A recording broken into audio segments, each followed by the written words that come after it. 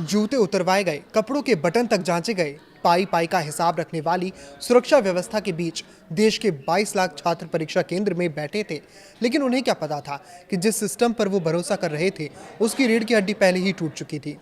NEET UG 2026 paper leak मामले में social media के अफवाहों को दरकिनार करते हुए केंद्रीय जांच ब्यूरो यानी सीबीआई ने एक ऐसे अंतर्राज्यीय सिंडिकेट का भंडाफोड़ किया है जिसकी स्क्रिप्ट किसी क्राइम थ्रिलर फिल्म से ज्यादा सनसनीखेज है।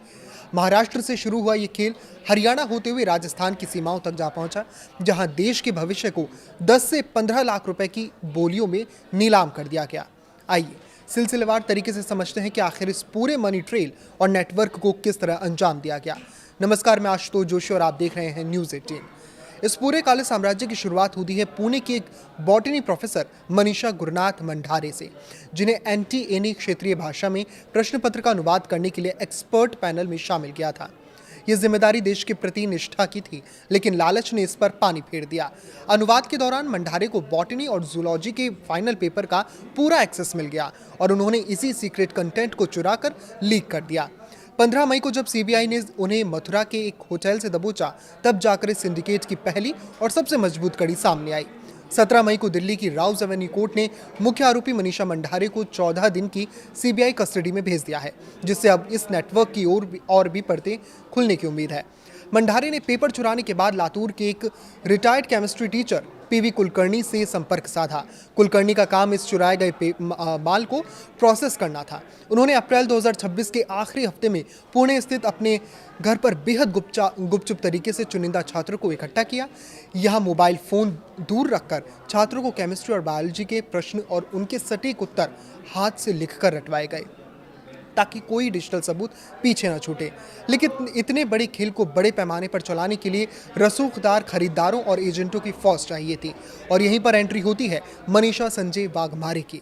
मनीषा वाघमारे पुणे के रसूख सागर नगर में एक ब्यूटी पार्लर चलाती हैं।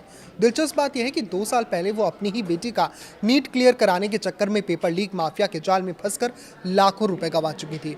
लेकिन नुकसान की भरपाई करने के लिए उन्होंने खुद को इसी दलदल में झोंक दिया और इस नेटवर्क की मुख्य डीलर बन गई। उन्होंने अपने ब्यूटी पार्लर के सोशल नेटवर्क और कस्टमर बेस का इस्तेमाल करके ऐसे अमीर माता पिता को ढूंढना शुरू किया जो अपने बच्चों के डॉक्टर बनने के सपने के लिए 10 लाख की मोटी रकम चुकाने के लिए भी तैयार थे।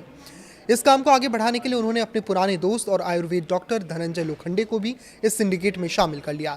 महाराष्ट्र की सीमाओं को लांघकर ये नेटवर्क व्हाट्सएप और टेलीग्राम के इनक्रिप्टेड रास्तों से उत्तर भारत की तरफ बढ़ा। धनंजय लोखंडे ने ये लीक पेपर नासिक में करियर काउंसलिंग का धंधा चलाने वाले शुभम खैरनार को 10 लाख में बेच दिया। खैरनार ने इसमें अपना मुनाफा जोड़ा और टेलीग्राम के जरिए से हरियाणा के गुरुग्राम में रहने वाले यश यादव को 15 लाख में ट्रांसफर कर दिया। महज कुछ क्लिक्स में 5 लाख का सीधा मुनाफा कमाया गया। हरियाणा से ये चेन आगे बढ़ी और राजस्थान के जालौर पहुंची, जहां मांगेलाल और दिनेश बिवाल नाम के 2 भाइयों ने इसे भारी कीमत देकर खरीदा। दिनेश बिवाल ने तो हद ही पार कर दी।